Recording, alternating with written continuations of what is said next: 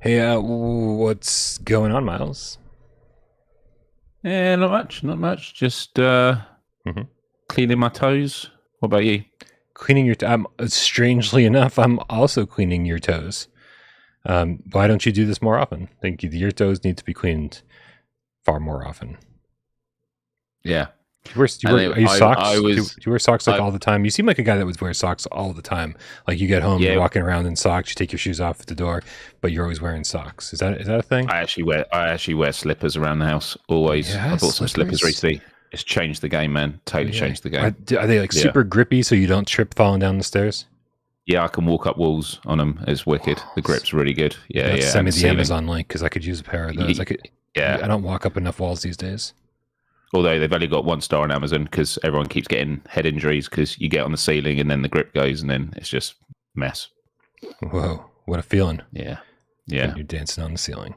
Um, Mind blowing. I just don't do socks anymore, man. Like ever since I started staying home, I was like, I used to have so many pairs of socks. When I was a restaurant worker, I'd have like hundreds of pairs of black socks. Like my mom every Christmas would give me another pack of like 20 black socks. And so after just a few years, it's just how many black socks do I need? And then stop working at the restaurant, stopped leaving the apartment, and now I just don't wear socks ever. Even if I have to leave the house Wow. for a little bit, just throw some shoes on, whatever. I'm just gonna take them off in a second anyway. Yeah, that's cool. Well, welcome to Sockscast Live, everyone. Socks. We've got a lot of socks to talk about, haven't we? Miles, are there any physical socks coming out this year? Or is it all going to be digital? I think all digital socks are the future. Sweet. Well, that'll make my collection easier to keep up with. All right, man, let's start the show. Wait. Before we start, just a quick question. You just ruined it. You just ruined my intro. I was like, all right, let's start the show. And then you ruined it. No. Okay, But listen, wait. You can ruin my intro, but don't you fucking ruin my outro in an hour from now. When I say, have a good weekend, don't you be jumping in there and ruining my outro. Okay, I'm going to hold you to this. I'm going to get mad all over again. Go ahead. You ruined my intro. Go ahead. What do you have to say? Is there a PSVR2 game where your character wears socks? I don't know. Probably most of them. I don't know. You sure? I mean, I don't know. Tell us in the chat because I'm curious. Wearing armor in a lot of games and shoes and stuff. Who knows what's going on underneath there? I don't think Exactly. a lot of my characters are running around without pants or shorts and stuff. I don't know. Oh, I guess another fisherman's tale. I think he's wearing socks. Okay. Yeah. All right. I can sleep tonight. Can we start the show now? Yeah, why not? Start the show.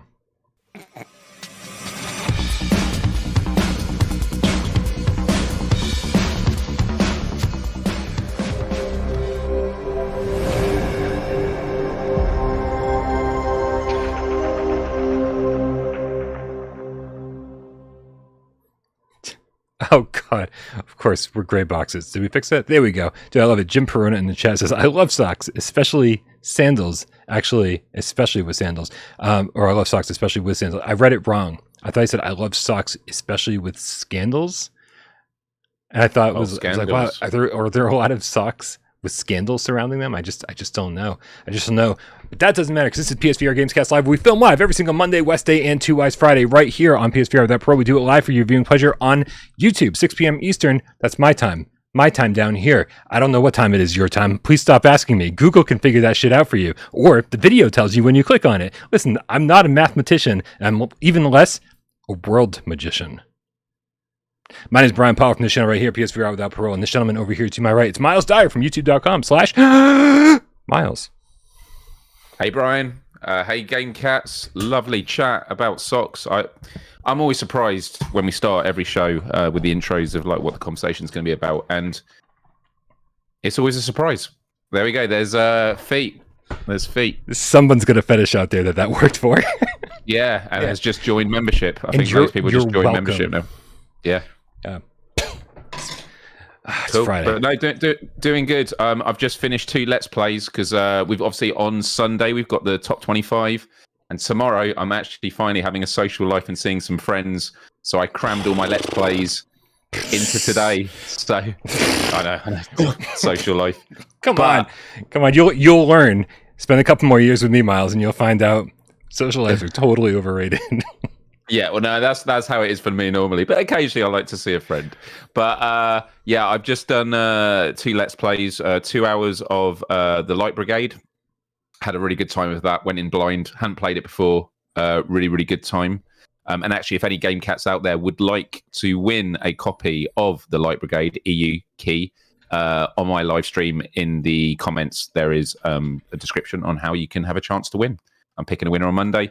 And then I did Star Tenders PSVR2 version.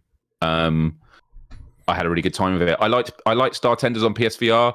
There was a lot of issues with tracking because of the move controllers that obviously the new Sense controllers have fixed. Have been absolutely amazing. And then straight after this live stream, after GamesCast Live, I'm going to be doing a Let's Play of Synapse, whatever you want to call it. Synapse. Synapse. So any game cats that want to tune in for that afterwards, it's probably going to be 1 a.m. my time till 3. And I have a couple of game keys to give away for that as well. So stay tuned. Miles, what time is that my time? It's going to be 8 p.m. your time. Fantastic. Yeah. Okay. I could have just Googled it.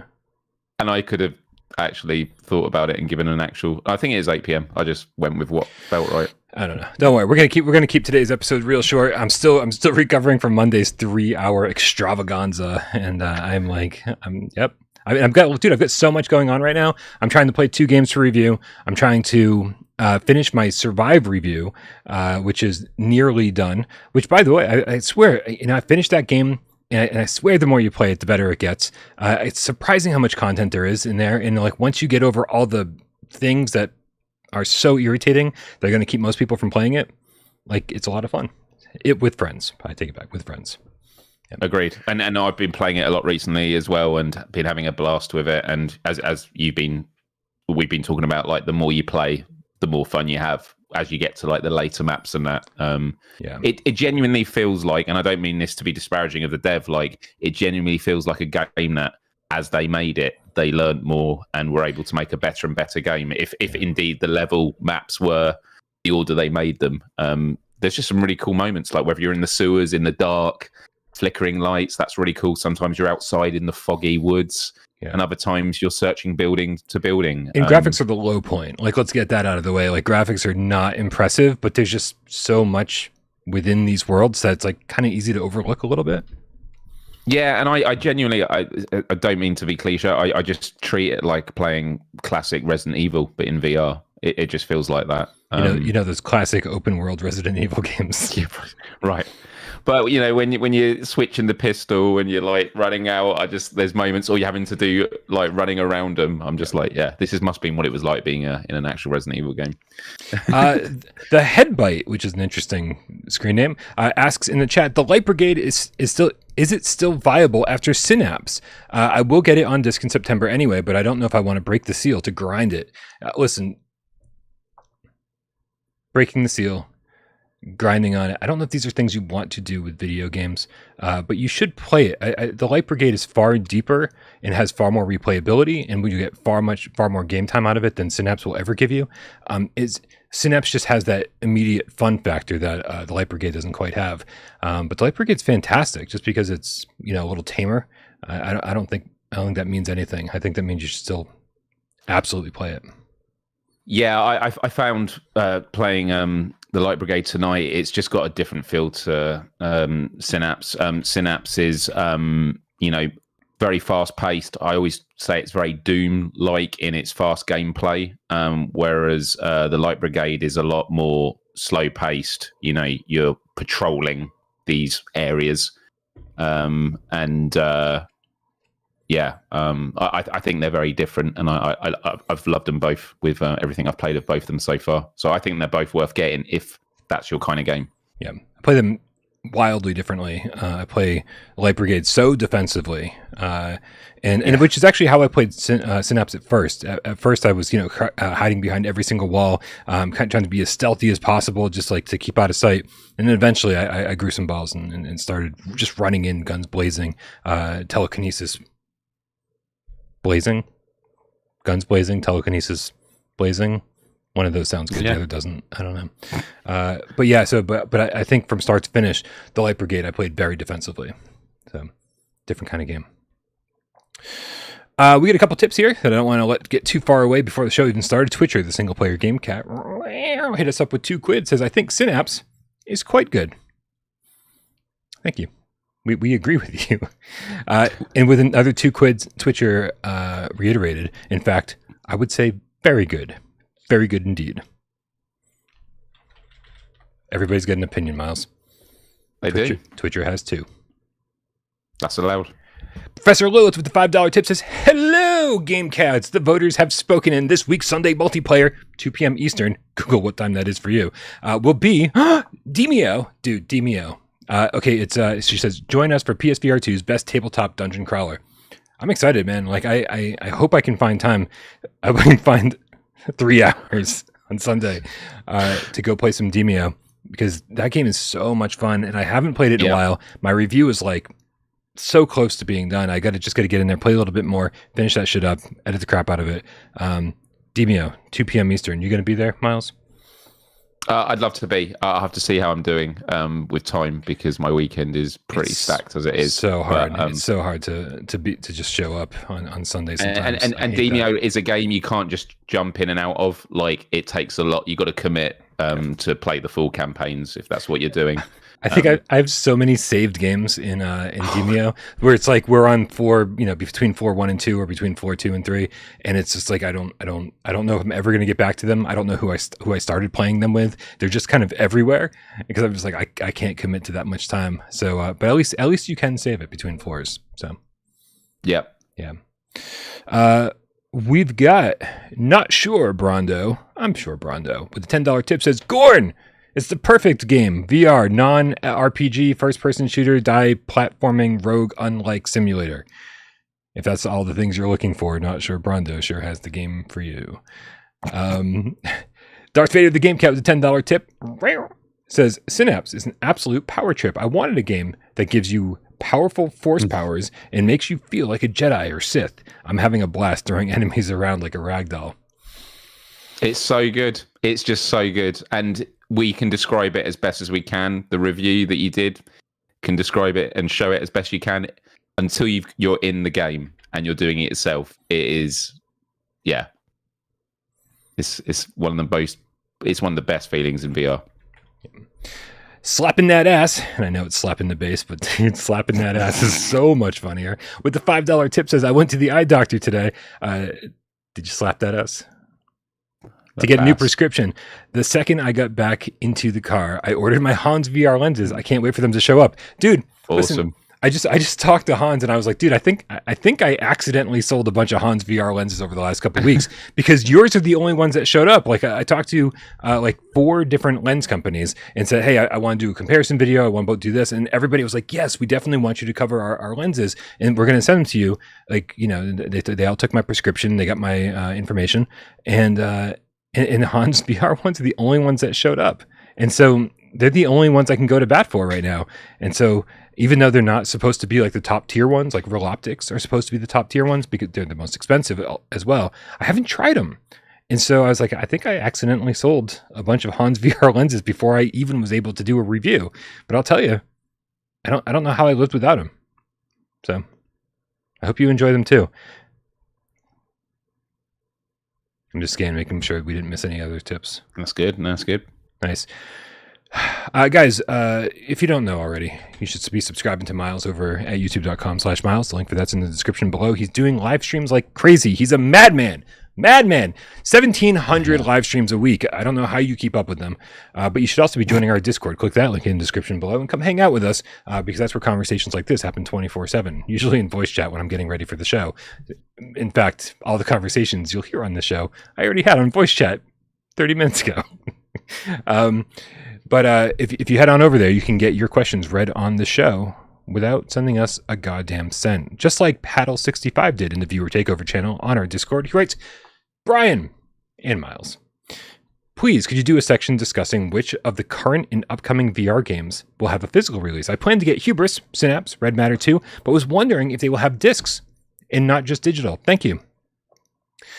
Miles, we live in an interesting time, I think, when for this question to be asked. It used to be, I would say even before the PSVR 1 generation, that physical and digital games launched at the same time.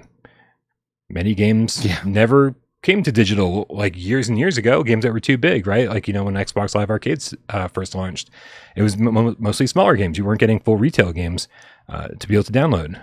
Hard drives weren't that big. The 360 launched without a hard drive. So all sorts of reasons. Actually, without a hard drive or just a small hard drive. It's been a while, man. I can't remember. It's so weird though, because we're in this weird situation where in VR, like Perp Games is pulling a lot of the physical weight. And most of their agreements seem to be to publish the physical game long after the digital version has come out. So there are a few examples. You said you were on the Perp site, and they have a bunch of physical games that are coming out, right? Yep. What do you get? We talked about, they have Star Wars, don't they? They've got a few coming out with VR Skate, so a lot of upcoming games. Madison, is it Fun? What was the Happy Funland? Happy Funland. Yeah, I was going to say Fun Town. Cave Digger 2. They've done it with Dyschronia, Chronos Alternate. They've done it with. Let me have a look here. There's a few more. That upcoming Numata game is going to have a physical version. Yes. The Light Brigade is going to have a version soon. Seeker My Shadow. They've got Afterlife VR. Obviously, Star Wars Tales from the Galaxy's Edge. Afterlife VR. Oh man, I kind of want that in my collection. Synth Riders remastered. Song in the Smoke rekindled. You listed a couple there that I completely forgot had come to physical. Man. So now, what I'm really wondering about? I'm wondering about, if Endreams has said publicly that Synapse, there's no physical version planned. I guarantee you at some point there will be a physical version of Synapse, like whether it be a limited run version or some other company, or whether Perp Games picks it up. Red Matter 2 is another interesting one. I've got a sneaky suspicion that Vertical Robot will be bringing Red Matter 1 over to PSVR 2 as well. And Red Matter 1 came to PSVR 1 physically, but only in the form of limited run games. I think it was like 1,200 copies or something along those lines. So it was super limited. And so I would bet that once Red Matter 1 gets over to PSVR 2, we'll get a bundle. We'll get 2 games on one disc. And I think that would be amazing. I think that would be a great game to get on disc. Definitely. What other games did you list? Hubris. Another great one for physical, but again, no plans have been announced for that. And it kind of sucks. We're in an era where we're going to get fewer physical games this generation than we ever got last gen, or even the generation before that. It's physical's dying out. And as somebody who obviously loves physical games and collecting, it bums me out. And even though I was like, I'm gonna go as digital as I can for PS5, you're saying games like Song in the Smoke rekindled, and I was like, that really needs to be on my shelf, right? Like, Did Beat Saber ever have physical on PSVR? No. Which I understand why, but I also am like, you'd think for a game of that, when you're thinking people. Obviously, we're in a different world now, but when PSVR came out, people go shopping and they see the headset on the shelf and they're like, what games could I get with it? But then it was always about the VR worlds and sort of the bundles in that way. Yeah. Because Horizon Call the Mountain did it have actual physical box with? It didn't. There's no physical, and even PlayAsia listed a physical copy on their site. I don't know if they were just assuming, or if maybe there was one plan and it never happened. But yeah, no physical. So it was just a digital code with that PSVR2 bundle. Yeah. Yep. Pretty crazy. And Beat Saber, I think Beat Saber is or Beat Games is sort of in this position where they're like, we don't have to do shit. Right? Like some companies are like, I'd love to sell another 1,000 or 5,000 or 7,000 copies of our game. But Beat Games is like, we don't even have to put our game on sale. It's just killing it every month. And so I think they're just like, well, we don't have to do shit in that department. We'll just keep putting out DLC. The game will keep selling. No worries. Also, how many people would buy the Beat Saber disc and go, these are the only songs? Like, it's good. There's all this DLC. Right? You're like, yeah, that's the point. Yeah, you're buying a disc and there's nothing on it. Trying to think what else. Before Your Eyes is a game just because it's BAFTA. It's a BAFTA winning. Like, it's it has a lot of prestige with that studio. It just seems like the kind of game that would have physical versions. Sure. Just thinking, and the Walking Dead Saints and Sinners, the original never had physical, or did it? The original on PSVR1 did. Yeah, that's what. Yeah. And so I don't know what the deal is for Chapter 2. You would assume the same thing would happen with Chapter 2. That would probably get it. Be a good bundle. Creed did, didn't it? The original Creed. A lot of Servios' original games did. Battle Wake, Creed. I think Perp put out like some kind of raw data. It was like part of some collection or something. I don't think it was by itself. Yeah. I don't know, some Servios bundle or something. I forget what happened. Anyway, Myles, the big topic of the day is actually a viewer takeover question. I love days like this when there's not a whole lot of news to talk about. We get to kick back, kind of put our unsocked feet up in front of the camera and relax, and kind of have like some like little thought experiment. Like we did this with like, what if Spider-Man VR came to PSVR2, or what if Spider-Man came to PSVR2? We did this little thought experiment where it was like, well, if it did, how would this work, right? And we sort of tried to figure out how different mechanics would work in VR. That, obviously the people said, oh, there's no way this come to VR because of this, and this. And we were like we're sitting here trying to come up with solutions and like fun little thought experiments like that. I like it. Oh, by the way, GC13 in the chat from Skydance says that's the plan as far as the Saints and Sinners Chapter 2. So it does sound like a Retribution physical is in the works. Nice. So the newest thought experiment. This is, I'm stealing something from you. What did you call it? We've called them thought experiments in the past. Yeah. Oh, okay. I did steal that from you. Okay. Yeah. Also, Townsman VR. I completely forgot. Townsman VR is coming to physical as well. Sorry, I'm still on the last topic somehow. That's right. I think you mentioned Townsman, didn't you? Or did I just read it in the chat? I don't know. I don't listen when I talk. I especially don't listen when other people talk. So the fact that we get through one of these every single week is kind of crazy. 3 is even crazier. So Izzard in our viewer takeover channel gave us our newest thought experiment, and he wrote, if you could dream / assemble a PSVR2 developer supergroup. Remember supergroups? Remember bands that came together in the 90s and early 2000s, right? Roadrunner United. Do you remember that? No.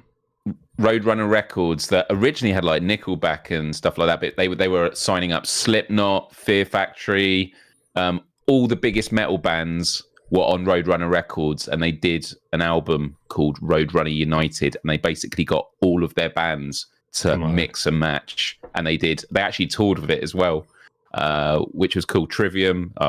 Any metal fans will know what I'm talking about, but yeah, super cool. Very cool. Very cool. Yeah, I mean, I was thinking probably the most mainstream ones, and there you go. You kind of came out of nowhere with a much better example. It says, what teams, sorry, Sirens on my end, what teams would you wish to handle the various aspects? For example, Vertical Robot for their render tech, ILM X Lab for their haptics, Funktronic Labs for their sound design. What about character designs, animation, community engagement, response to feedback, etc.? You get the idea. Well, we sort of got the idea, and I came up with kind of a list of all the different categories that I'd be concerned about when developing a game. And so, Myles, you and I are currently the game directors. We're deciding what kind of game this is going to be. Okay, so before we even start assigning roles to different developers and saying, you're on graphics and you're on audio and you're doing this, you and I need to come up with a game together. Okay. And so what would be our perfect PSVR2 game? Steve IRE is One Direction a supergroup. I'm glad you're on topic, man. I'm glad you're staying on topic. Focus! What dream PSVR2 game? Let's start with the basics. Open world? Yeah, I definitely think it's got to be a game that can be played single player, but also multiplayer with the social component. Yes. So I know this is going to be a bit of a lazy dig straight away, but Naughty Dog with their Factions, this unannounced title, everyone's thinking it's going to be like a Division version of The Last of Us. Like, wow, I love playing The Last of Us single player, but can you imagine being in this open world with your friends doing missions, kind of like the Destiny sort of stuff? And I just feel like my dream VR game is you think about a lot of these games we play, but it's like, can you imagine doing this on a bigger scale with friends? So I think yeah, it's got to be open world, social co-op. Yes, I absolutely agree with you. Here, I just need a different trailer playing because I'm sick of the one that's playing. I get so distracted easily. Okay, so single player or co-op, open world. Setting. I'm such a modern setting, contemporary guy. Like when things are super relatable to me, like I walk down a city, like because I don't even like being in the country. Like I just hate it. Like I love being in a city. I like being like everything being like somewhat modern. Can you get on board with that, or do we have to? Or is there a different? Yeah, time no, period? I agree. I mean, I like fantasy and stuff, but like, I mean, look, even recently playing Survive, for all the criticisms it can have, the amount of fun just going into homes, like just being in towns and like exploring it, it's cool because it's just like that's what VR is, escapism, and there are different types of escapism. Some escapism is being in places that are completely removed from your reality, and other forms of escapism, which I thoroughly enjoy, are it's our world, but one without consequence. Like you can do shit you wouldn't normally do. So I'm definitely up for it. So how's that defined as like a genre? It's just like modern. I'm just trying to figure out what game we're putting together. Yeah. No, I agree. I just don't know. I don't know what it's defined as, but I don't know. I mean, I'm just going to say contemporary setting. Yeah. Now, it might be depending on who we get to do all this stuff, Miles. It's going to be real hard to create a living, breathing city. Do we want? Speaking of Survive, do we want it to be post-apocalyptic, and then that way we have an excuse not to have characters everywhere, or do we want it teeming with people? Do we want this to be like Grand Theft Auto style? I'm gonna leave this one in your hands. Oh, tough one, man. Tough one. That's why it's in your hands. I'll take the easy ones. You take the tough ones.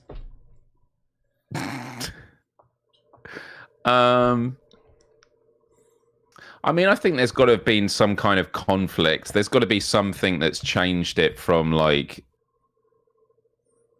I don't know. I think of like the most popular sort of open world games, whether it's like, think Red Dead Redemption or, even when you think of games like Destiny, like they're not directly comparable. Like something has happened. I know GTA Online is slightly different. But does it have to be post-apocalyptic or... Yeah, I feel like there has to be something that differs from the world. So, yeah, we'll go post-apocalyptic. Okay, we'll go post-apocalyptic. We will say...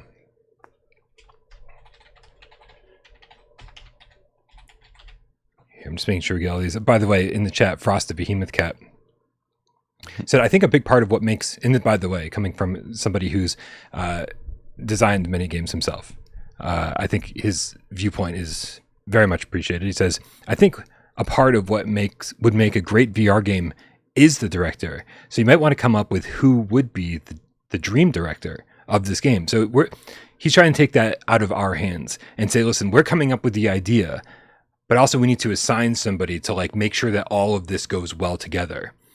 Yeah. I can't think of too many game directors, honestly. Like, the first one that comes to mind is Hideo Kojima. And I'm like, man, I think once upon a time, Hideo Kojima made the games that I love to play. And then he started making movies. Yes. Around the time Metal Gear Solid 4 came out, I said, I don't think this is for me anymore. Although I was drinking heavily then. And I used to fall asleep during all the cutscenes because I was drunk. So I don't know if my viewpoint on that is valid. But I would say somebody like Ken Levine from BioShock, right? Because that's the perfect blend of narrative. That's the perfect blend of, of action, boss fights, storytelling, amazing worlds, right? The dude just kind of understands what makes something visually interesting, and also knows how to tell a good story without constantly ripping the control out away from the player. True, but I think if this is a super group, you could have Hideo Kojima teamed up with others that are balancing forces. Like, because dude, if Hideo Kojima was announcing a VR game, dude, I'm doing it. Like, it would be mind blowing, and I think it would. The whole nature of VR is you can't be put into cutscenes. So I genuinely feel he would, if he was actually aiming at that, he would have a good stab at it. So, I mean, Hideo Kojima would be great. I want to see what. Oh crap! I forgot his name. Fumito Ueda, right? He's the game director for Team Eco, right? So they did Eco, The Last Guardian, and Right. Shadow of the Colossus, right? Because Mhm. they were masters at like these giant worlds that felt like so lonely, and I feel like there's something kind of magical there. So I mean, if we're gonna make a dream team, like I just want to put him in there, especially since we really haven't seen too much of him lately. And all of those games took years and years to make, and The Last Guardian, I feel like probably killed everybody on that team. So I'd like to see what he could make these days. Yeah, but then also I think in terms of storytelling teams, like Insomniac Games and Naughty Dog are like up there. Like when I think of their games, they're just brilliant storytellers. Who's this? Especially when it Insomniac Games and Naughty Dogs. So like in Sure. terms of their, you know, obviously they do have directors and that, but in terms of they have a very open team when it comes to developing stories. Like they're very collaborative in their approach. And so, yeah, I think, you know, and that they both deal with openish games. Obviously, Naughty Dog not so much, but they do build expansive worlds. Dude, I feel like the next Naughty Dog game is going to be open world. Like I feel like they've been wanting to do that for a while. Like Uncharted 4 had all those open areas, right? Like where it's just like it seems like they just desperately wanted to branch out and make their shit less linear. I think we're going to see an open world game from Naughty Dog at some point. Okay, so I like where we went with that. For the rest of this, I made sure to keep it VR developers only to make sure that like, you know, we're talking, because it would be, dude, can you imagine if we did the rest of the show and we're like, oh yeah, this guy who made Silent Hill and this guy who made does the Call of Duty stuff, and this guy, we're like, okay, we got to give some shout outs to people who are actually making. Yeah, VR I mean, games. if we were going to, I would want a story that is like emotive. I love emotive storytelling in VR. And so I would go with someone like Goodbye World Games, who did Before Your Eyes. Like they, you know, there are obviously other developers that have made very thoughtful stories, but that was one that came to mind straight away. Yeah, dude. If you look to the bottom of the list, we do have some people for the narrative, and my first choice obviously was going to be Rob Yescombe because he wrote The Invisible Hours and Farpoint, and so Yes. he's got not only a great history with VR stuff, but he's just ridiculously talented all around. I threw in for the narrative. I threw in Mighty Eyes for Wanderer and Tin Man Games, who did. Shit! Come on! Somebody in the chat. Tin Man Games. Tin Man Games. They did. Table of Tales, The Crooked Crown. Right. Yep. I knew it would come to me, Miles. I just had to let the caffeine seep into my brain. Frosted Behemoth Cat with a $10 tip in the chat says, "Here's some TP money for when the apocalypse happens, and maybe some coffee beans before that." Thank you very much. My coffee salutes you. All right, man. So we've got an open world, single player, and co-op, contemporary setting, post-apocalyptic. I love we went contemporary, but post-apocalyptic, which is, I mean, I think doable, right? It's modern day setting, but the apocalypse has already happened. So I think we can do that. It could be. It's just happened. You know what? We don't get enough games where that's the case. Too often, it's Dude, like I would Fallout. love to play a VR outbreak. Like literally, the outbreak is happening, complete and utter carnage. Like you're literally seeing society break. So what's killing everybody? Is it a virus? Is it zombies? Is it we're witnessing the outbreak happen? Socks, killer socks. Killer socks. People are putting their socks on, and then it's literally the sock keeps going up the leg, and then they're doing this, and then they're a sock. And they're a sock. The sock mechanics in VR would be unbelievable. Literally unbelievable. People are like, how did this ever get made? But yeah, we don't get to do a lot of that in VR. I feel like The Last of Us, gave us a look at, this is the very first moments. Look how crazy this is. And then it was like, oh, by the way, 10 years later, or however many years later it was. Same thing with Fallout, same thing with everything. It's just like they give us a peek, and then they don't let us get to keep playing that. And I feel like that's such a cop out. Like, I really think playing through an outbreak would be amazing. But I also think, as we saw in the beginning of The Last of Us, probably real expensive to make, right? Because things are constantly exploding, planes are crashing, trucks are, yeah. But also think about the Terminator movies. It was always about, spoilers, about Judgment Day, like when the robots were unleashed. And in 1 and 2, it was always like, oh, and then this happened. And then I think it was in Terminator 3, it was just as the event happened, and then it's this whole like, and then the robots took over. They never talk about it because that is an expensive bit of storytelling to do. But look, this is about our dream game. This is like the day the world... This is because that's how you build story as well. Yeah. You know, you get to see, obviously it's great at the beginning of The Last of Us, the game. You get to sort of see things as they happen. But this is great because in VR, right? Like this stuff would actually be terrifying in VR because I you know me, man. Like if I'm going to make a dream game, it's going to be horror, but it doesn't have to be like supernatural horror. It doesn't have to be zombies. It doesn't have to be anything like that. It can just be terrifying because shit's collapsing all around us, right? So it can be horror on that level, and something that's in doing this kind of stuff in VR will be terrifying. And so I think we accidentally made this kind of perfect for me. I think we nailed it. No, this intentionally did it because we are brilliant game directors. Oh right, because it's you, me, and Fumito all the Ueda, GameCast, right? Hideo Kojima, yeah, right? Yeah, yep. Okay. We're sending this live stream to Jim Ryan afterwards and saying this is our pitch. Yeah. I mean, watch all 5 hours. They're obviously going to go for it. Yeah, for real. Okay, so I think we've kind of got it, man. We've got a loose setting for this. I think this is pretty good.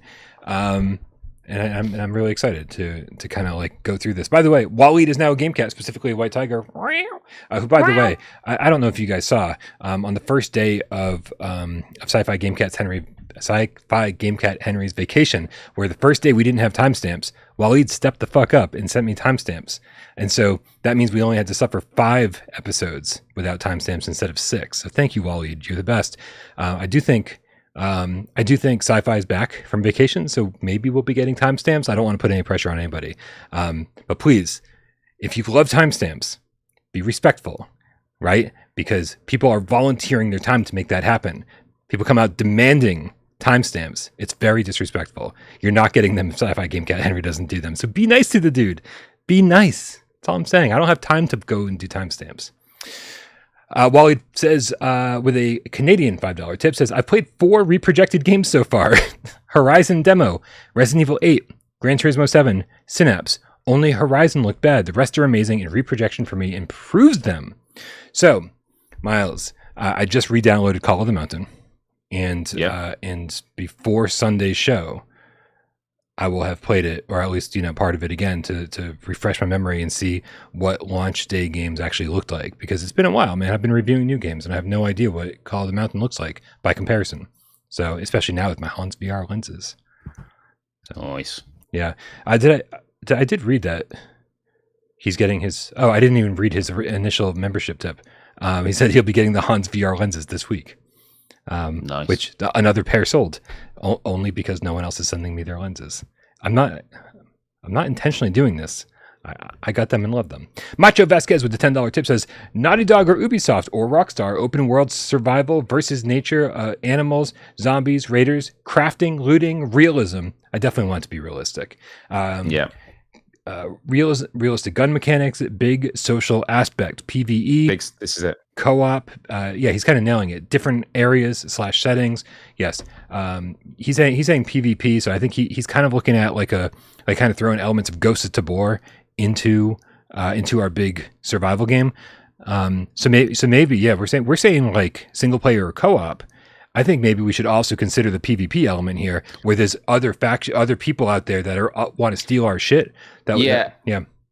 I don't know if Ghost of Tabor works this way, but I think of the old days of RuneScape, which was like you're on your own journey, but they had areas that when you go into them, they're PvP areas. So you only go there if you're willing to fight other people, and then you can lose your stuff. So I think that could work. You have PvE, co-op, and then you have some PvP areas which are like, That's smart. I like that. In post-apocalyptic worlds, it's always like, areas. Actually, in the Division, they have it as well. They have I haven't played the second one, but in the first one, I'm sure it's the same in the second. They have these like no-go zones, and if you go in them, it's all v all. So it's like ruthless. So I think that's how you could do it. So you don't have to do that, though. You don't have to do it. Yeah, exactly. You don't have to. So if you're not a PvP kind of person, you can just play. Sorry, more sirens. You can just play yourself or co-op, or whatever, right? Yep, that's it. Cool. Very cool. By the way, Waleed says with a $2 Canadian tip, I can do today's timestamps if sci-fi is not. I don't know what's going on. I'll let you know, man. But thank you very much for asking. I haven't been in touch with Sci-Fi GameCat Henry since he's gotten back from his vacation. I don't want to assume anything, but we'll find out. GameCat Chicago with the $5 tip says Dream VR Games ESRB rating. Will there be gore, drugs, nudity? This is absolutely a mature game. Yeah. Yep. Absolutely. We haven't actually said like what the threat was that did it. I'm Socks. just gonna okay, socks. But I was gonna say, if this was a VR game IP, dude, I would lose my mind. Cloverfield. If it was a Cloverfield VR game, dude, great. that with like a massive, like, because Cloverfield, that movie of the sense of like, you don't know what it is. Like someone mentioned War of the Worlds in the chat. It's that feeling of, and it's same with the beginning of The Last of Us. It's that feeling of like, what is it? What's going on? Hearing sirens. But if there was a sort of a Cloverfield, Statue of Liberty's head getting lobbed down the street. But yeah, I think if we were to go with a big IP, I would say Cloverfield. Yeah, because that would be sick. Yep, dude, I'm all about some brutal gore. I'm all about some nudity. I'm all about, yeah, man. Let's just make this as mature as possible. And sometimes getting an M rating makes it super immature. I'm down for that too. Like let's just make it fun and over the top. Well, you nude except for the feet. Always wearing socks. Always wearing socks. That's like permanent. It's no longer my dream VR game. Is it not? I thought it would be. No, I don't like socks. Oh, no. Okay. Been through this. Yeah, Cloverfield. Okay, pay awesome. DLC. P DLC, you can remove the socks. Okay. I will pay. I'll get the special collector's edition. All right, man. I don't want this show to go on all night. So it's time to start tackling some of the core key elements of Mad Vegan says full penetration. Hey, what the fuck, man? Why not? You know? Yeah, the bullets, armor piercing. All of it, agreed. Just full heads up. It's only man-on-man action. Sorry, shoving it down your throat. Who's going to handle the physics here? When we talk about physics in the game, we're talking about the water physics, the collision detection, ragdoll physics, conveying the weight of weapons. Like who has been the best? Who's got the best physics engine in VR? Well, when I think of water, I just think of Better Than Life with Kayak VR. Like, it's so good, yeah. They just smashed it. Like when I saw that water, and the thing I said to them straight away, again, going to be very brief about this because we could talk so much about each of these points. But I was like, the first thing I did in Called the Mountain after playing Kayak VR was when I was on the boat, was I stuck my head in the water. And it just clips out. Whereas on Kayak VR, when you stick your head in the water, you actually see what's underwater. Your vision is sort of a bit different, and things sound different. They really thought about that. So yeah, would happily have them do the water physics. But yeah. I agree with you. I think the water physics in that game are awesome. Obviously, that's kind of what they're selling the entire game on. Like if they screwed up the water physics or the look of the water, they would have been in really big trouble. I think. I think my first. We've got so many studios, and I don't want to start assigning the same studio to do everything. I think maybe we should limit each studio that we pick to do one job only. Right. And so like Skydance definitely comes to mind because like you think about walking around Saints and Sinners and like your shotgun has heft to it, right? Like maybe almost to a fault. And so I think a more well-balanced thing might be Alchemy Labs with Job Sim and Vacation Sim and obviously Cosmonius. Like they everything you the shit that you throw in those games, the stuff that you use, it all sort of reacts the way that it should. And I don't think Alchemy shows up anywhere else on my list. So they might be my best choice for this category. Cool. Haptics, Miles. Haptics. We're talking about headset haptics, the rumble. We're talking about Sense controllers. We're talking about adaptive triggers. All of this stuff falls under haptics. What games on PSVR 2 have felt the best for you, haptic wise? I might have a recency bias on this, but I genuinely feel that it's undeniable. The developers of Star Wars, Yes. Tales from the Galaxy Edge, like we always say, the drilling, the guns, the cooldown, it just feels amazing. So ILM Lab, aren't they? Although haven't they changed the name, or is that what their new name is? I have no idea if they've changed their name or not, but yeah, ILM X Lab is they're called now ILM Immersive. That's their new that's their new name. They've changed it to ILM Immersive. Way better. It rolls off the tongue. Yeah, it does. 20% easier. As opposed to ILM. Totally. Yeah, I agree with you. That's not even recency bias for me. That is, when I played that was one of the earlier games I reviewed, because when I first jumped in, I was like, oh, all the blasters feel different. Like when you fire them, the triggers feel different. The haptics, the kickback feels different. The recoil, all those tools. Like I should have gotten sick of using all of those tools to open up all of those metal plates, right? And then solve those little puzzles. I should have gotten sick of all of that, but the haptics made it fun. Like it made it feel good through the entire game. And so I never got sick of it. So I'm with you, man. ILM X Lab for sure. Awesome. Or I'm sorry, ILM Immersive. My bad. Yeah. Yeah. All right. Shooting mechanics. We're talking about the best game where you can aim down the sights. The reload mechanics, obviously, manual reloads is a big thing. It's gotten bigger and bigger throughout the years, and now, I don't think it's ever been bigger now with PSVR2, especially since you don't have to put one move controller in front of the other and screw things up. This is, and of course, weapon variety too. This all goes into shooting mechanics. So, which company's done this best on PSVR 1, PSVR 2? Oh, that's a real tough one. Because I do find, I'll give you an example, really. Like something that really surprised me when I played Survive was the bow and arrow in it feels amazing. Like when you're using it and you're hitting enemies, it feels great. And then I recently played Swordsman VR, which I love, and I used their bow and arrow and longbow, and I couldn't shoot it for shit. Like, come on. It just didn't. And it was just like, it didn't feel, and maybe I just needed to get used to it. And I was just, at that moment, I was like, wow, Survive, like, really did nail it in that game. Like, listen, Survive's janky as hell, man. But when you get used to it, everything starts feeling right. And I'm like, which is scary. Like, I feel like it's the, I don't know, man. I feel like the I don't even know what I'm trying to say, man. I feel like when I go play another game, I'm going to be like, oh, right, this is how reloading should feel. Oh, right, it's like Stockholm Syndrome, right? It's like when you're convinced after playing something for 20 hours, you're like, oh, no, this is good. It is good. Just let me go. It is.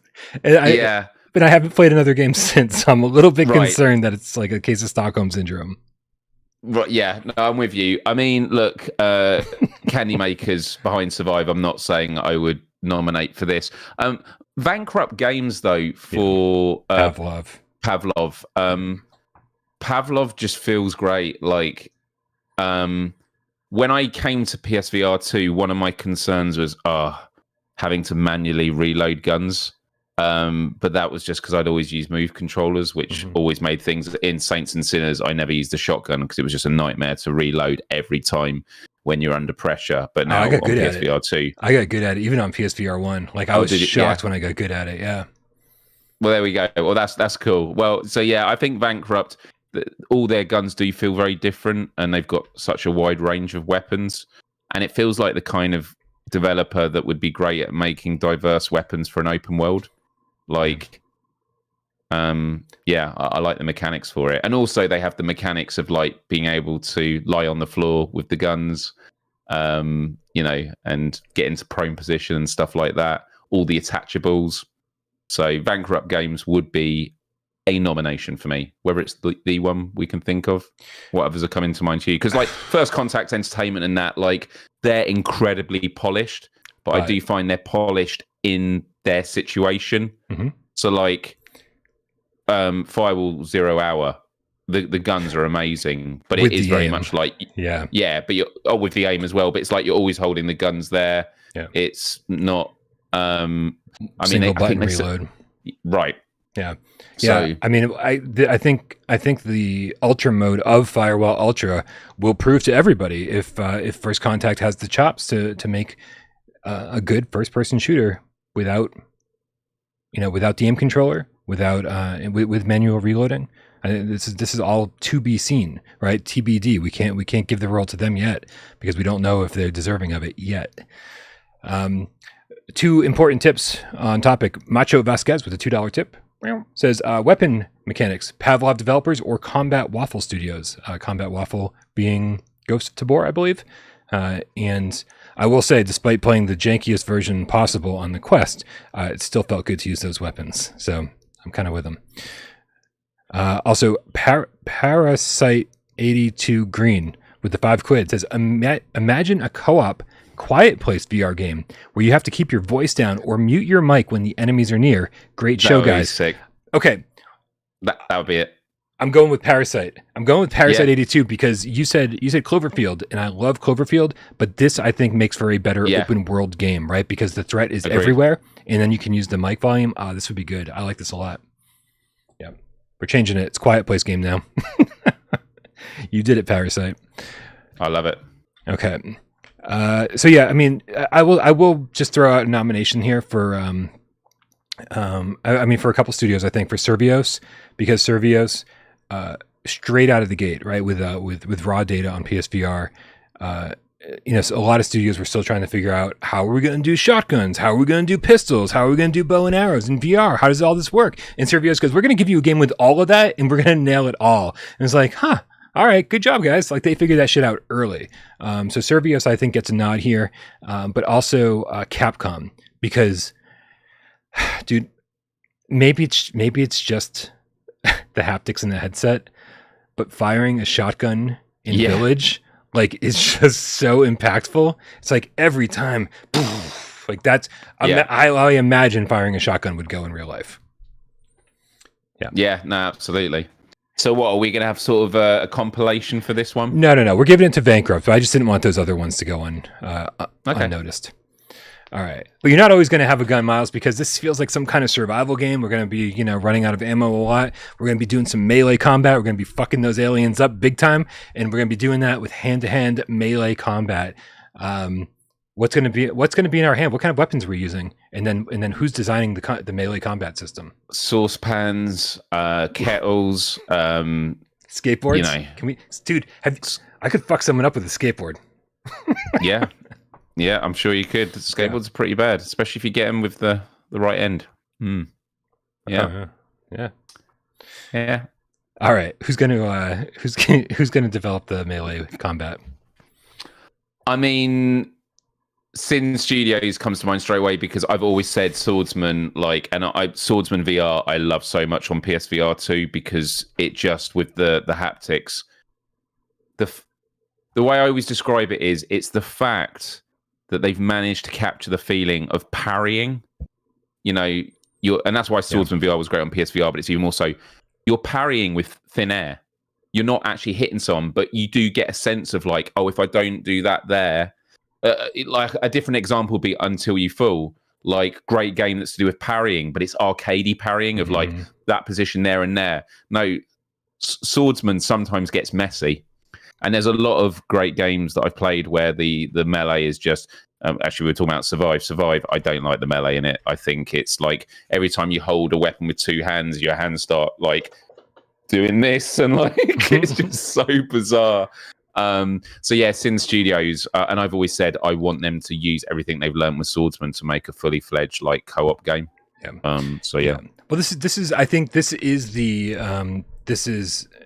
the Sin Studio conversation we've been wanting to have for a really long time, right? Because we've been constantly saying, hey, we want Sin Studio to team up with another team or take the things that they learned in Swordsman and make like a big open world RPG adventure where this is just the combat, and then like make sure you add deep mechanics. And so we're sort of doing that and giving maybe Sin Studio the role of what they're really good at. I think so. This is like kind of an evolution of that conversation that we've been having for years now. I do want to point out, in case you didn't see, that Emily Baxter in the chat said, you better not make that fucking game cartoony. The $2 tip, she says, the weekend is now official. Dude, I want this game to be as realistic as possible because I want something that pushes the PSVR2 to the limit. I want this to be a visual tour de force. I want it to be beautiful. I want it to be running 90 FPS, right? I think 120 is asking too much, but whatever we can do with 90 FPS, so no reprojection required. Yeah. I'd be pretty happy with that.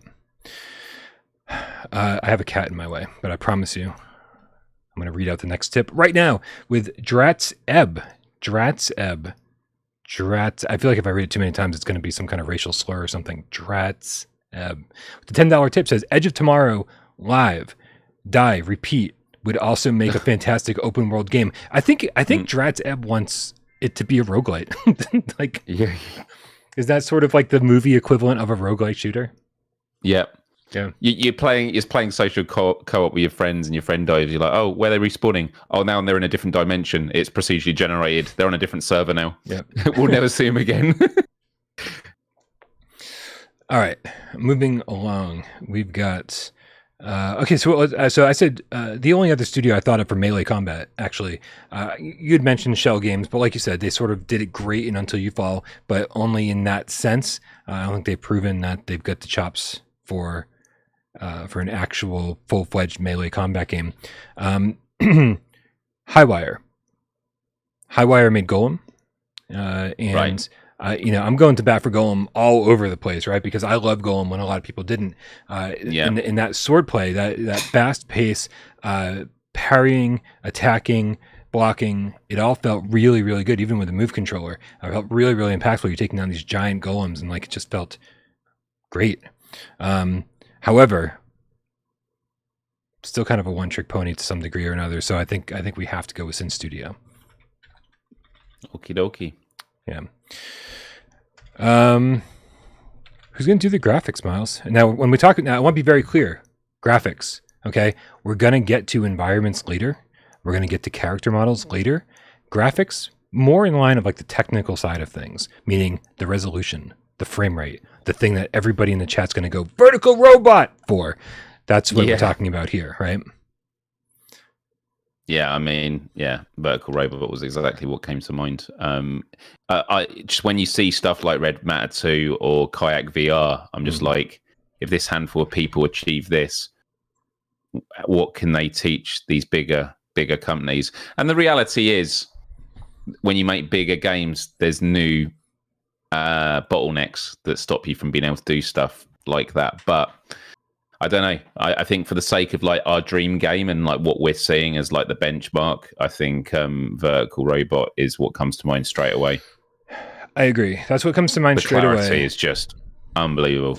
Yeah, and we know that they've worked magic on Quest, they worked magic on PSVR1, so we know they weren't a one-trick pony. We know that they know their shit. We know they managed to get ray tracing out of the Quest. Like, I mean, they're kind of fucking magicians to some degree or another. So like, as much as I want to give a shout out to like White Moon Dreams, who ported Saints and Sinners Chapter 1 and 2 over to PSVR2, and again, Saints and Sinners Chapter 2 running at 90 FPS with no reprojection. Like, I mean, like, it looks stunning. It looks beautiful. When we all played it, we were like, oh man, we already played Gran Turismo. We already played Village. But I think Saints and Sinners Chapter 2 is the best looking game on the headset until we played Red Matter 2. And so I think White Moon Dreams is up there. Vertical Robot for sure. Mighty Eyes again, because look at what they did with Wanderer on PSVR 1. Right. We saw those trailers and kept saying, there's no way this is PSVR footage. This is obviously PC VR footage. And it's not going to look... And then we played it and we're like, holy shit. They kind of pushed that headset to the limit. They pushed the PS4 Pro to the limit. So I think they're right up there, man. I think they could absolutely be a contender. But I think if we don't give it to Vertical Robot, the chat will fucking hang us up by our toes, which Yeah. might be fun. I don't know. I've never done that before. Okay. Okay, so I just went on this big rant. Now we're just going to give it to Vertical Robot. Yeah. All It's right. done. It's done. Moving on. Character models. Character models. Yep. This is not just NPCs. It is obviously NPCs and out in the world, but it's also when you look down and you see like your own body, like how the whole IK works. It's everything. What do you have? You lead with this, Brian, because I need to have a big think about this. Yeah. Okay, so we put down Cloudhead games. And not because of Pistol Whip, obviously, but because of their earlier games that had a much more realistic art style, the gallery games. But the one that I think I would stand behind would be London Studio with Blood and Truth. Those character models looked super realistic and just so lifelike. I think they killed it with that, like above and beyond even the environments. That's actually a really good shout. And we've obviously got Rebellion as well, who've worked on Sniper Elite. Yeah. Yep. Sniper Elite. I mean, from those that you've mentioned, I think London Studio definitely, and it would be also good to bring them back for a project, right? Yeah. But then also when I think of character models, I don't want to go with Bankrupt games again. But when I think of them, like the character models work great, and like the mouse move. Even when you got characters that are wearing the face masks move when they talk, and you've got the eye tracking as well. But that's something that can be adopted by other people, and I'd love to see London Studio sort of adopting that. Yeah. So yeah, I think London Studio. Looper in the chat says Cyborn Games, who made Hubris. I think they did a really good job of that. The character models in Hubris looked really good. I just don't think anything comes close to London Studio. I'm just looking to see if anybody else. Secrets of said Supermassive Games. Oh yeah, dude. Remember in Rush of Blood, the Carnival Barker, and then anything. Yeah, those were really, really well done. The psychiatrist who like is constantly like in your face in the inpatient, that all looked really good too. Damn, this is now. But those are all set pieces though, aren't they? Not to take it away from them, but I'm like, they're all. Do you know what I mean? They're not. I guess your character. What your character model's like in the Inpatient? Can you see yourself? Well, you're in a wheelchair the whole time. Okay. Oh wait, no, you're not. I'm sorry.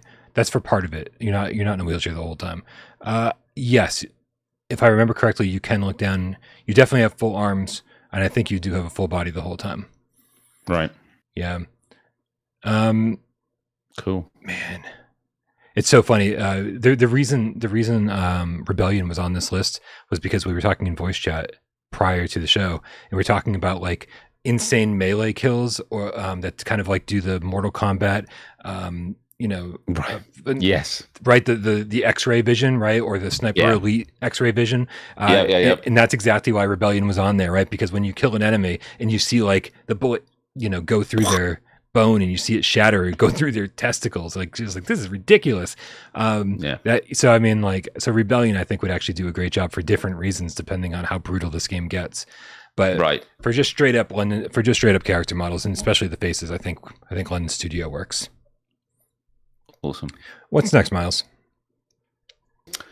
Environments, which I think gets to like a big debate in flat screen games when it's about graphics. There's a lot of discussion around what's the best looking game, and a lot of people tend to forget the difference between like Horizon Forbidden West is one of the best looking games in terms of like resolution and clarity and foliage and everything. But like, and actually I would argue for art, what's it called, like art design, but like when one of the best looking games was argued to be Elden Ring isn't actually that great looking in terms of resolution or in terms of fidelity, but the actual art design is just phenomenal. And so those are two things. So I think when we're looking at environments now, it's like, let's say we've got all the graphics being worked on, but in terms of actually painting the landscape and giving it the art style,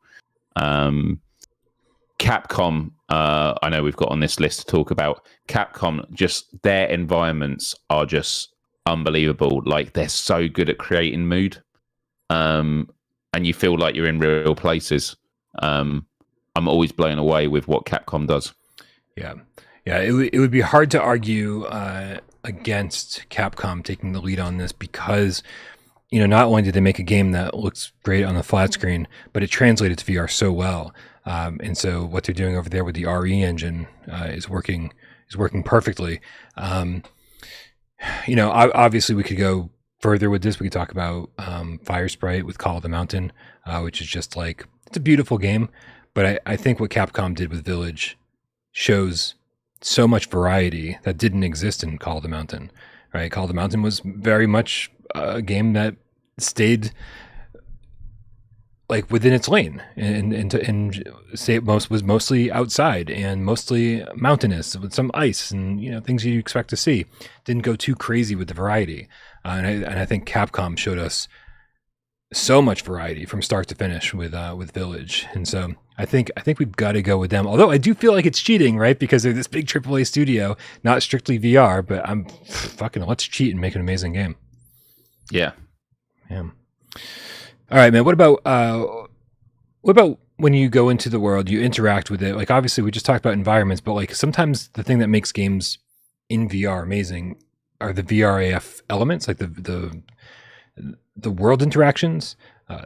This means cover system when you pick up items, how that works. Are you gonna do the Half-Life Alyx or Wraith the Oblivion Afterlife style where you kind of like throw it into your own hand? Are you gonna how is all this going to work? Climbing elements, all the world interactions. I think, I'm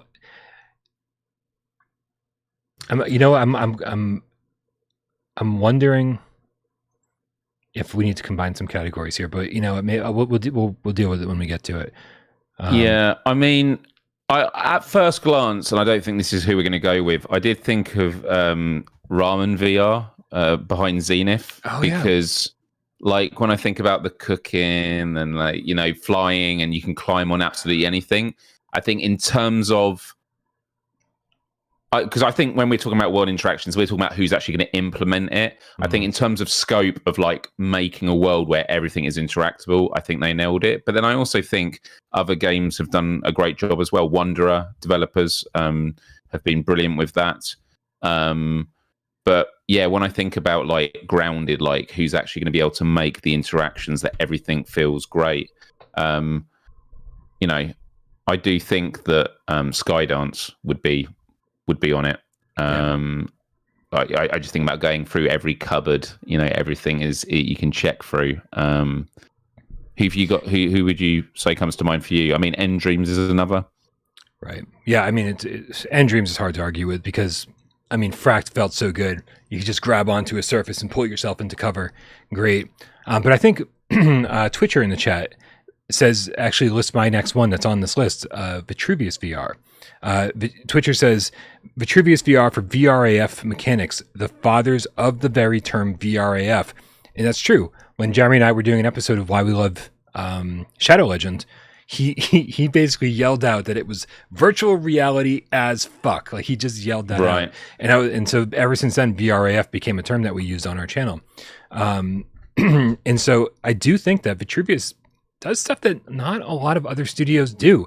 I mean, when you bought stuff from a store in Shadow Legend, you like put the stuff you wanted to buy like on the counter, and then you took money out of your inventory and you put it up. You put a bag of money up on the counter. Like awesome. It's so good, man. It's so good. Like when you wanted to like sharpen your sword, you'd actually use the grindstone. Like you didn't just click a button and say sharpen sword. You'd use the grindstone. You actually did it. Was it a little bit flimsy? Yeah, but it worked, and like the effort was there. And so despite my love of End Dream's cover system, I think I've got to go with Vitruvius on this one. Yeah. No, from what you've told me there, because I actually never played Shadow Legend VR. I missed out big time. Hopefully they bring it to PSVR2. It'd be really nice to get a deluxe edition of Shadow Legend with more areas. Love that game. All right, man. Okay, so here's we got a couple things that sort of I think the next one sort of goes along with the last one. And this is the inventory system. Now, this is not just like your inventory. This is how you interact with your inventory and crafting, right? So it's like what you do with the items once you have them. And so I know this is getting really into like I like it. minute details about we didn't go nearly into the details of visuals or audio or anything else, but I think it's important to do this for a VR game because this is something that you care about more in a VR game than you would in any other kind of game. And so I've got to just say exactly what I want to say here, and that's that 17-bit had the best crafting system of any game I've ever played. Yeah, I mean, Song and the Smoke comes to mind straight away for that. Absolutely. Yeah, I just kind of find like how intricate it is and how specific. Yeah. And shout out to Skydance, of course, because ever since Saints and Sinners Chapter 1 was a thing, the number of times I've reached over my back to get my inventory, even in Survive, right? You have to do this and then click the trigger for the inventory to just pop up in front of you. And so there's that. If you guys have played Wandering in Space on PC VR, it's a similar backpack system. Like, it just seems like so many games. Did Hubris, is that how you get your inventory? Did you pull things out of your inventory like that and you put them in the inventory that way, right? And so it just feels like everyone's sort of been aping the Saints and Sinners formula ever since Saints and Sinners has been a thing. So just a quick shout out to Skydance for coming up with that, or what I assume they came up with that. That's the first time I saw it. All right, man. This is an open world game. How are we getting from one place to another? Are we going to drive? Can we what are we going to do, man? We're going to run around? Or are we actually going to get a vehicle in this post-apocalyptic world? If it's a quiet place, you're going to have to keep quiet. You get a jet engine. Yeah. How cool would it be if you had a car in the Quiet Place universe, and as you're driving, aliens are just smashing into your windshield and into your windows, and your car only can make it so far because it eventually falls apart. Yeah. And so you only use it in case of emergency. Yeah. Yeah, no, absolutely. I mean, look, Gran Turismo 7, like, that does come to mind, but I'm like, that's mainly for flat surfaces, very well-kept roads. Although they do the dirt racing, which does feel great. Mm-hmm. But that's true. The rally racing was great in that game. Yeah. I was very impressed by that. So, yeah. Polyphony definitely comes to mind. I know you've got Rockstar written down because they did LA Noire, the VR case files, which I never played, but I hear the driving in that was good. Yep, I mean that was like my favorite part. Anytime I got to drive in a car, driving around in a car, LA Noire VR case files with 2 move controllers, and it was these cars from the 30s. I forget what decade that was. But it's just like these big metal boats. It feels like just like rocking down the street, and they conveyed that so well somehow. So yeah, for me, it would either be Rockstar or Polyphony. Oh, Chrome Colossus says no vehicle damage in Polyphony. So maybe we need to, maybe that's where we draw the line. Well, who else would we get? Who's done really good with like damage, like car damage? Oh God. Can we get to Galaxy Kart, guys? They didn't do damage. I was going to say kart racing in the Quiet Place would be great. Yeah, with hot dog car. Yeah. Hey, you know what, dude? Like, anybody who's watching the show for more than a day knows that my dream VR game will let me drive a car with one hand and shoot a gun with the other. And so, dude, even in a Quiet Place, when you're driving a car and you can shoot aliens that are coming at you while you're driving, oh my God, dude! Like this is the best game ever. Yeah. No, I'm for it. Chrome Colossus says the Dirt Rally guys did it. That was Codemasters. So maybe Codemasters. Codemasters. Yeah. Who are we going with? Yeah, let's just go with Polyphony because you know what? As long as we can drive in the game, I'm going to be happy. And Polyphony's got nothing to do, right? Now that we have Gran Turismo 7, they got nothing left. There's nothing else. What are we going to do for music and SFX, Brian? Well, Sound design. Yeah, so I don't think there's ever been I don't think there's ever been better sound design in a VR game ever than Astrobot Rescue Mission. I feel like I know that doesn't relate to the game that we're playing, that we're trying to create, but I do feel like talent is talent. And so if they were able to create this joyous, upbeat, over the top, like can't help but smile soundtrack, and sound effects go right along with that. It all worked together really well. I feel like that they could also create different kinds of moods. I think they just know what they're doing. So I would love to see their take on this style of game. What about you? I'm trying to think of games that really blew my mind with the sound design, because it's just, having played so many lately, there have been moments I've been absolutely blown away by the sound design. I mean, Capcom, I just think about, without going into spoilers, but the first time you go into like a dark house and you're hearing like the creaking floorboards and movement around you. Yeah. That was mind blowing. But to be honest, and it's not to take away from the devs, the 3D audio that PlayStation offers is just incredible. I think of, it's why I would love Returnal to come to VR, because Returnal blew my mind with the 3D audio, especially with bullet hell physics, mechanics. And I think you could always tell instantly where the enemy was from where you could hear them. And I think they were on the table, right? Because like we got Stardust on PSVR1, so I think Housemarque might be on the table for this. Oh, okay. In that case, yeah, let's do Housemarque, because nice. It blew my mind. Didn't they also win for sound design at the Game Awards in 2022? Let's see, what did they win? Best audio. They did win best audio in 2022. Right, well, yeah, we're gonna make them live up to that reputation. Yeah. All right. Where are we at here? I think. All right, man. It's not going to be a VR game without puzzles. We got to make sure that AJ likes this thing, right? So who's made the best puzzle games in VR? Who's got the best puzzle design?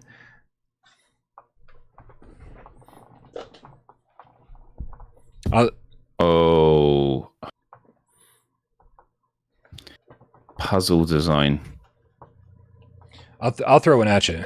I think Tarsier with Static, right? I mean, that game was all puzzles, but man, like they took the situation you were in, holding a DualShock 4, and made an entire game based around that concept.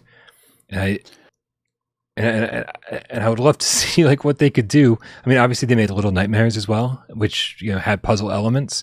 So I'd love to see what they could do like in a first-person, full-fledged adventure game, and how they would implement puzzles there. Yeah, I'm also thinking about like I Expect You to Die, in terms of like interacting with environments, those kind of puzzles. Yeah. Obviously they've always been static, but to see him do a game where actually no, you can now walk around these environments, and like we're gonna have puzzle elements. Yeah. And they've always done it with narrative as well. So is that Shell Games? For what game? I Expect You to Die. Yes, that's Shell. Yeah. AJ's in the chat with one of the games on my list, or one of the developers on my list, White Lotus Interactive, who made Zing the Land Beyond. Because that was very so. Here's what I'm looking at. I wonder so far the two that I've brought up have been kind of horrible choices. It feels like they wouldn't be good team players because their games are based around the puzzles themselves, right? They almost seem out of place when you experience them. You're like, what the fuck? Like this is not something that you'd find in the real world. However, Fireproof Studios, who made the Room VR, I think it's a completely different story, right? I feel like they understand escape rooms, and they could find ways to lock you into the places that you've discovered and give you and make it really difficult for you to to find your way out. So I think Fireproof might be my lead for this one. I'd be happy to go with that. Let me see if I have a trailer for the Room, just to have it playing, because we haven't changed it in a while. Here it is. Cool. Let's go with it. All right. How many more of these do we have? Jesus. One more. One more. Sweet. Yeah, co-op multiplayer. Oh man, I mean, I'm thinking of a first party studio that I'd love to develop this for, and I would just love Bungie to be involved. Just because I even thought about it, like, again, I know we weren't going with flat screen developers, but for like gun mechanics, like the way they achieve that on a flat screen, I'd love to know how it would feel in a VR thing. But yeah, I want to use that as a starting point for Bungie. I do want to go with a VR developer, but when I think of like co-op multiplayer done well, like Bungie have done it really good with Destiny in terms of polished, although it does have its limitations. Ramen VR, like the feeling that you can just go off and do anything. I even think of like the developers of Rec Room, like so many different environments that you can work in, but they're working within the structure of Rec Room, which is set in different portals. But you think of all the quests you can go on, all the different game modes. If that philosophy was actually put into a like an open world game, I think that would be amazing. And Rec Room, that is the name of the devs, isn't it? They are just Rec Room, I think. Yeah, they used to be Against Gravity, but then they changed it. Yeah, right.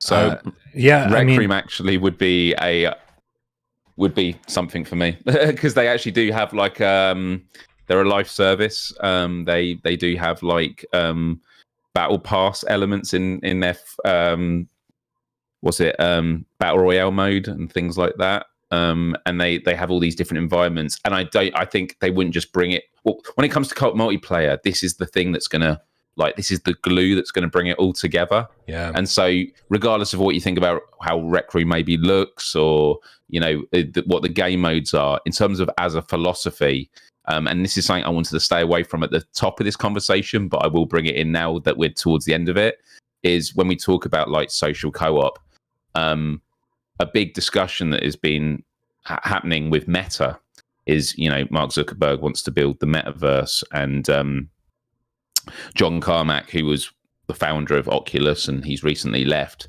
he has said in interviews that one of his disagreements with Meta is Mark Zuckerberg believes we need to build the metaverse and everyone wants to live in it.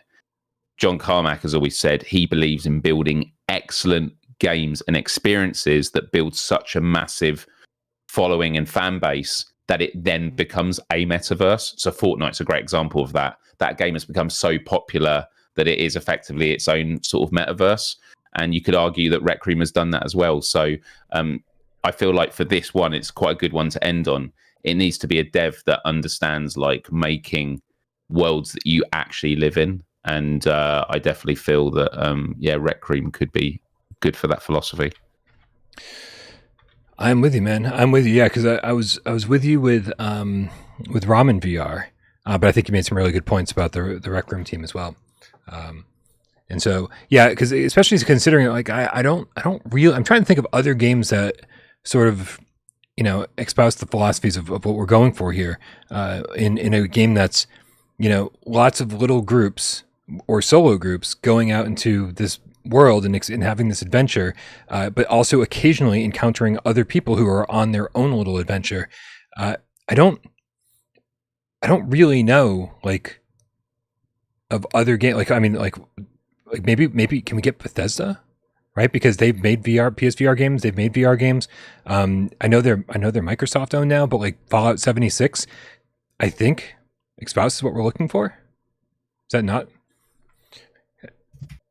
Yeah, I think so. To a different degree, you know, it's like I think Rec Room does something very specific, but when you take it like, oh, this giant open world and everybody's doing their own thing and encountering other people along the way, I think Fallout 76 is what we're looking for, which isn't something too many people throughout the course of history have said, Miles. Right. And also, like, people get scared when they hear about a game and like, oh, is that what you'd want it to be? It's like, no, we're talking about like the elements, and like, this is a dream game. So people in the chat are panicking, oh, live service. Live service can mean a lot of different things. Like Gran Turismo 7 is technically a live service game. Like any game that is like permanently online for like multiplayer is live service. And the question you got to ask yourself is, do you want it to be a static world, or do you want it to be a world that evolves and breathes and you know, changes? And that's what you'd want it to be. You'd want it to be a livable a world that feels like it's living and breathing. So it doesn't mean you have to have battle pass and stuff like that. But a progression system and cosmetics and things that you can unlock by completing challenges. Yeah, I'd be all for that. Awesome. Datum's in the chat says, I've got over 200 hours in Fallout 76. It's fun, damn it. I enjoyed it when I played it. I just didn't stick with it past the beta. So yeah, dude, like every other game I've ever talked about in my life, if it was in VR, I would have played the crap out of that game. Yeah. Yep. All right. So I think we've narrowed it all down. Are you going to be inputting this while I'm literally creating a PlayStation press release for us now. All right. So here we go. While you do your thing, I'm going to read off what we got. Okay. I've got the press release here from Jim Ryan. All right. Well, you know what? Fuck it. If you get the press release, then I think it'll probably cover everything I was just about to say. I was going to summarize everything. But if Jim Ryan's got a summary for us, then by all means, give it to me, baby. And he's going to announce us what this game title is, hopefully. I don't know. Okay, so he says, hello, PlayStation community. This is on PlayStation blog just now. He's just been watching clearly. He goes, as the president and CEO of Sony Interactive Entertainment, it fills me with immense pride to have launched the PSVR2. Launch surpassed our expectations, proving once again that the gaming community we have built together is nothing short of extraordinary. Our commitment has always been to push boundaries, providing an immersive and diverse gaming experience that brings our wildest dreams to life. It's often said that the best is yet to come, and I firmly believe that, especially when it comes to the world of virtual reality. Today, I am thrilled to offer a glimpse into a project that we believe will take the PSVR2 to new, unprecedented heights. Imagine an open world game set in a modern, contemporary setting. Now imagine that world on the brink of an apocalyptic collapse, echoing the heartbeat of a society falling into chaos. Inspired by the thrilling cinematic universe of A Quiet Place, we invite you to experience the terror and exhilaration of survival in an impending invasion. We are closely working with the visionary Rob, is it Yescombe? Yes, how do you pronounce his name? Yescombe, yeah. Who will be bringing his unique narrative style to this game. As a mature offering, players can expect a deep, captivating story that challenges, moves, and ultimately transforms. An ensemble of the most innovative studios is coming together to breathe life into this game. From the water physics being designed by Better Than Life Studio to the intricate physics systems Alchemy Labs is crafting, we're looking at a game that defies expectations at every turn. The tactile immersion brought by ILM Immersive Games Haptics and the high-stakes shooting mechanics from Bankrupt Games will meet Sin Studios' immersive melee combat, ensuring that every confrontation is as engaging as it is suspenseful. The game's breathtaking environments will be crafted by none other than Capcom, whilst London Studio will bring their expertise in creating stunning character models. Virtue PSVR will enhance world interactions, making every detail of the game's world feel authentic and alive. I like that this is all great, and it's going to get to the end, and it's going to have the worst title ever. It's called VR, the game. We've also teamed up with 17-Bit to develop an intuitive inventory and crafting system, and Polyphony Digital to provide thrilling driving mechanics that will keep your heart racing. The game's atmospheric music and sound effects are the proud work of Housemarque, and Fireproof Studios will enrich the game with mind-bending puzzles. Not to forget, this game isn't a solitary journey. Rec Room is on board, working diligently to provide a seamless and exciting co-op multiplayer experience. As we've pieced together this game, because it does sound like it needs piecing together. It's just a summary of everything we've just said. Yeah, every studio's contribution is making our dream project even more ambitious and awe-inspiring. We believe this will be an unrivaled adventure for the PSVR2. We're excited to finally announce the working title of this grand undertaking is A Silent Onset. A silent onset? Onset, yeah. I don't hate it, Miles. I don't hate it. I don't hate it either. That's shocking to me. Prepare to immerse yourself in this groundbreaking VR experience set to debut in the holiday season of 2023. Oh, shit. It's almost here. It's almost here. The first previews of this kept secret ever. The first previews of this incredible journey will be available in October, exclusively on my favorite YouTube channel, PSVR Without Parole. We're eager for you to step into this world we're crafting with such passion. Your continued support means the world to us, and we can't wait for you to experience what we believe will be a new benchmark for VR gaming. Stay tuned, and as always, happy gaming. Jim Ryan, President and CEO of Sony Interactive Entertainment. That was incredible. Boom. Incredible. And Miles, after having heard that, every game that comes out between now and never, because that's never happening, is just going to be so disappointing by comparison. I know. We're actually believe a silent onset is on its way. Silent onset. Wow, it's so good. It's so good. I'm so excited for this game. Oh man. I'll share this on the Discord. So join the Discord, and I will put this Jim Ryan note in there. I'll just put it in general with no context. So anyone that's not been paying attention to the show is going to be like, "What? What is this?" Right. Right. Chrome Colossus says, "Jesus, a part of my dumb brain is now accepting this as a real PSVR2 event. Bravo, Jim Ryan. Bravo." It feels it feels like it could be real. Yep. The only part that doesn't feel real is that it's coming this October. Oh no, that's pretty bold. I think there might be a delay. It might get delayed. Izzard GameCat Adjacent with the £2 says, "Game title, Silence at my end," instead of Sirens on my end. Silence I like that. I like that. I like that a lot. Not bad. Parasite 82 says it should be called Voiceless Soldiers.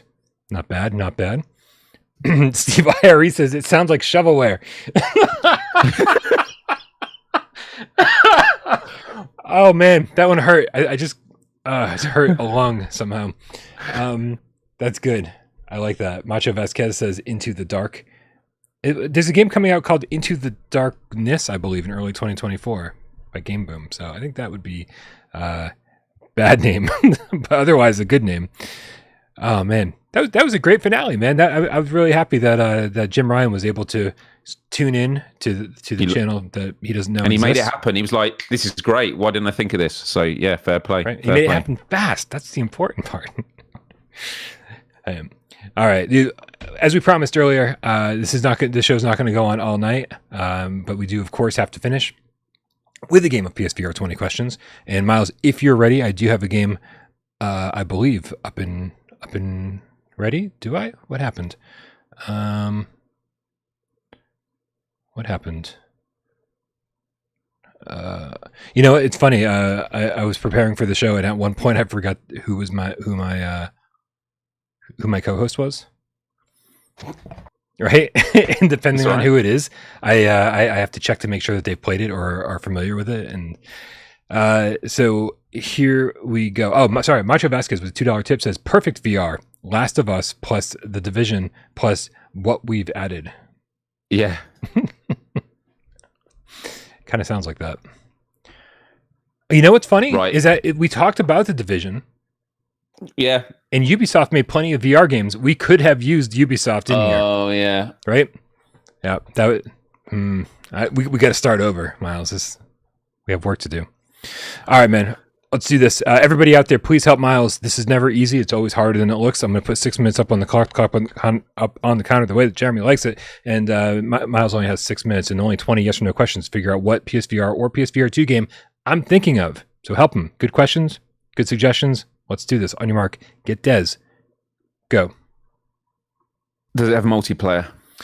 Not in a typical sense, no. No multiplayer in a typical sense. Is it on PSVR2? Yes, it is. Is it okay? This is the easiest way to ask it. Is it on PSVR?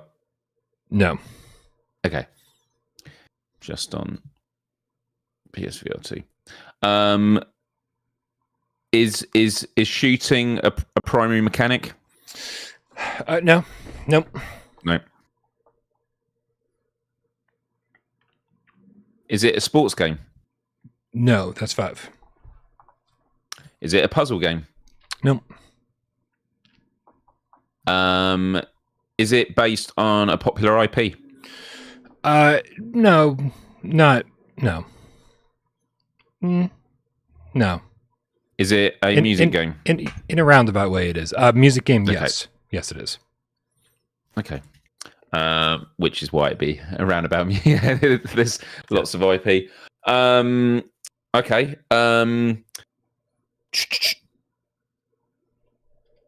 There's no multiplayer in it. Is it? Are you playing drums? Yes, you are. Okay. And are you on a boat? No, you're not. Are you in hell? Yeah. Yep. Okay. Is it drums rock? It is Drums Rock. Okay. Launch title February 22nd, PSVR2. I don't know who was the first to get that, actually, because I saw someone say Ragnarok. Yeah. Mr. Musically, but did anyone say it earlier? That's just one of those examples in this game that if the questions line up, it can easily narrow down. So yeah. As I saw no multiplayer and music, and someone in the chat said Ragnarok. So yeah. Yeah, I never want to Well make done, it too chat. easy, but man, that was fast. That was real fast. So, Good job, everybody. Good job, Miles. All right, you guys. It is time for us to get out of here. Thank you so much for hanging out with us and coming up with the best PlayStation VR2 game ever made. It's going to be amazing, and it's coming so very soon. Guys, don't forget to subscribe to Miles over at youtube.com/Miles. He's got all sorts of stuff on the way. And even tonight, right after the show, Yes. you're going to be doing your first Synapse. stream of Synapse. Yeah, I'm going to be doing it on my second account, so I'm going to be playing right from the beginning, Nice. and then I'm going to be doing a speed run on my actual account with all the bells and whistles and abilities to see how quickly I can get through the first set of levels. So yeah, literally, as soon as this stream ends, I'm going downstairs and I'm firing it up, even though it's not scheduled for another 25 minutes. And I have a US and an EU copy of the game key to give away. So if you haven't been able to get a copy yet and you want to win one, I'm going to be putting them in the chat at some point during my stream. So don't miss out. I'll actually put the link in the chat now so you can set a notification. But it'll be nice, actually, because I'm sure there'll be a lot of people tuning in that don't normally, because I'm not normally streaming at 1 a.m. my time. But Hell yeah. It's perfect for the West Coasters here in the States. Yeah. Right? They're just getting home from work right now. They need something to do. Just kick their weekend off right. That's it. All right, Miles. Hopefully it doesn't go too late for you. Hopefully you're not too tired. But so guys, make sure you check it out. Subscribe to Miles' channel. Thank you, everybody who helps this channel run. Like I said, Sci-Fi Game Cat Henry, Waleed filled in temporarily. Thank you so much for the timestamps. Jamie, who puts this up on podcast services of your choice. All my moderators make my life so much better each and every day. Everybody supports the channel financially over here by being a member, and over on Patreon by being a Patreon supporter. Patreon.com/withoutparolegames. Everybody who tips during the show buys me pizza. That's basically what you're doing, keeping me alive. Everyone who helps Miles with 20 questions, everybody who talks, everybody who chats, and everybody who sits back, watches the show, and doesn't say a goddamn word. We know you're out there, and we love you just as much. Happy Friday, Miles. Happy Friday, Brian. Happy Friday, Game Cats. I might see you all in like 5 minutes. Told you. I told you he was going to ruin my outro. God fucking damn it. Let's go. That's what I do.